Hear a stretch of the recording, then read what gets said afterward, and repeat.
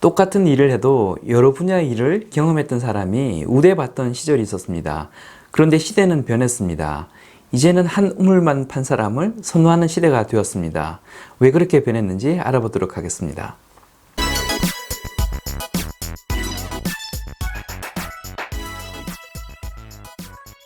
안녕하세요. 장프로입니다. 예전 기업들은 리더로 성장할 사람이다 싶으면 여러 부서로 돌리면서 다양한 경험을 쌓게 해주었습니다. 특히 임원들 중에서 최고 경영진이 될 만한 제목이다 싶으면 하던 일과는 전혀 다른 업무를 맡기는 것이 관행이었습니다. 본사 관리부서에 있던 사람을 영업조직에 보낸다든지 평생 세일즈만 한 사람을 공장장으로 보낸다든지 하면서 말이죠. 여기서 살아남아 성과를 내는 사람들은 이후 최고 경영진 후보자 리스트에 올라 특별 관리 대상이 되곤 했습니다. 그런데 이제는 순환보직을 통해서 리더급 인재를 양성한다는 기업들의 이야기는 거의 들리지 않습니다. 한 우물만 파지 않고 여러 분야에서 커리어를 쌓은 사람들이 오히려 이직시장에서 불이익을 받는 모습들만 보일 뿐입니다. 이렇게 사회 분위기가 변화된 데에는 노동시장 유연성이 커지고 종신고용의 개념이 사라졌다는 사실에 기인하는 바가 큽니다. 뽑힌 사람들이 퇴임할 때까지 회사를 나가지 않던 시절에는 제한된 인력 풀에서 사람을 양성해야 했습니다. 풀이 제한되어 있을 때는 두루두루 경험한 인력이 우수한 인력이었고 그런 인력을 키우는 것이 기업의 책임이었습니다. 그런데 노동시장 유연성이 올라가면서 그런 우수한 인력이 언제까지 우리 회사에 남아있을지 장담할 수 없게 되었습니다. 반대로 기업은 기업대로 그런 갖추어진 인력을 외부에서 돈 주고 뽑아다 쓸 수 있는 상황도 되었습니다.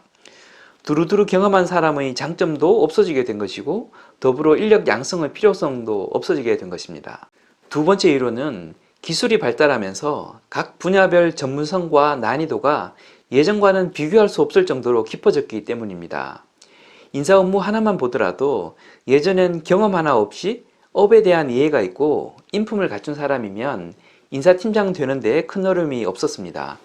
그런데 최근엔 기술 변화에 따라 사업 환경이 빠르게 변하고 있고 필요한 인력에 대한 이해마저 어려워지면서 인사정책 수립도 고도로 복잡한 이론과 기술들을 필요로 하게 되었습니다.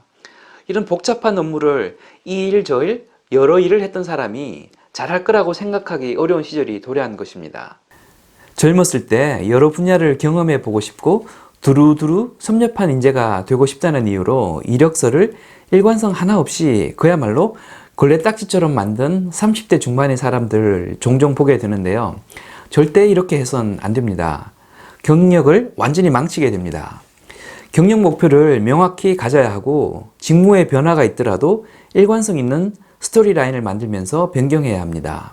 그러려면 본인의 상사와 커리어 패스에 대한 이야기를 수시로 나눌 필요가 있습니다.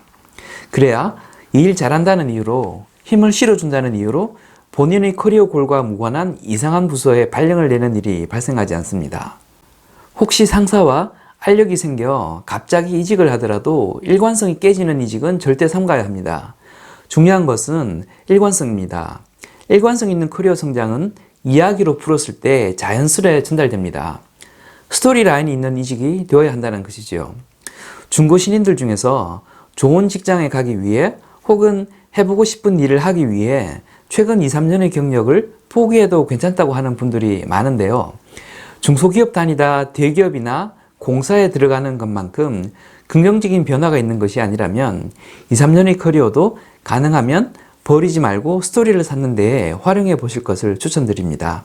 지금까지 장프로였습니다. 감사합니다.